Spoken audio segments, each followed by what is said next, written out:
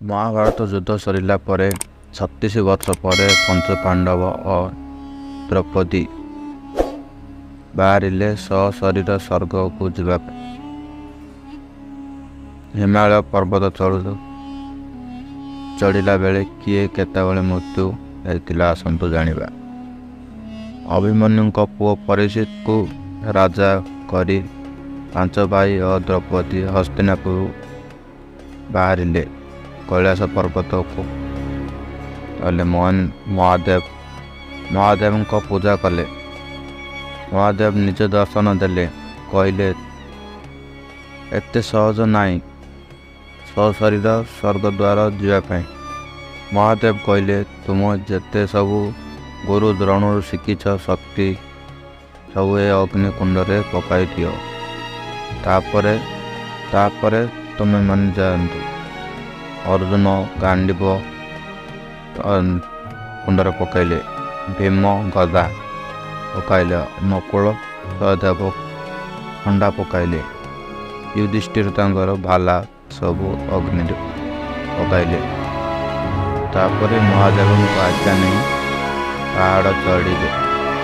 जोटी सब पूजा करते महादेव को से जगह आज केदारनाथ बोली लोक मैंने जानते। पहाड़ चढ़ू चढ़ू प्रथम द्रौपदी पर्वतर खसी पड़ी मृत्यु हो गला। भीम पचारे ज्येष्ठ भाई। भीम पचारे युधिष्ठिर को प्रथम द्रौपदी मृत्यु कौन है।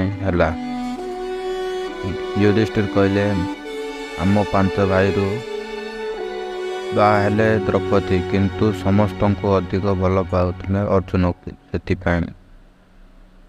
किछि समय पर्वत चढ़ला पर सहदेव खसी पड़ा मृत्यु हो गला। भीम पचारे युधिष्ठिर को कहले सहदेव निजे भावुला मु सबुठू ज्योतिष जानी से सहदेव मृत्यु है। आरे आग को चढ़िले पहाड़ नकुल खसी पड़े। भीम पचारे युधिष्ठिर को नकुल भावुला मु सबुठू सुंदर अच्छी से नकुल मृत्यु है।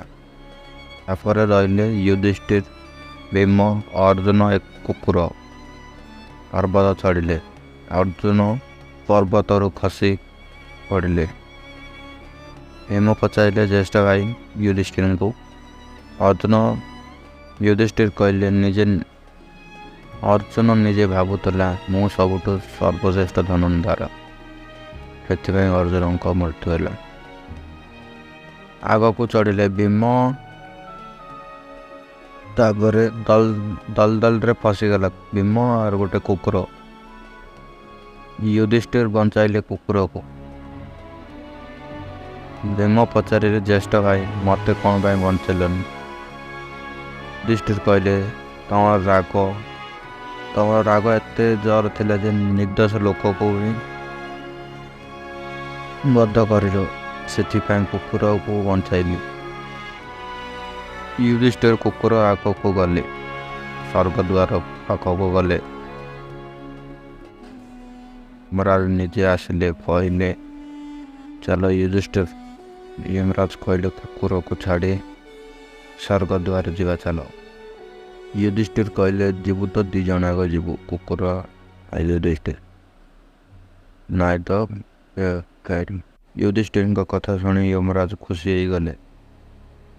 कुकुर भी यमराज थिले स्वर्ग को गले। युधिष्ठिर पचारे यमराज भाई मोर भाई द्रौपदी कौदे अच्छा।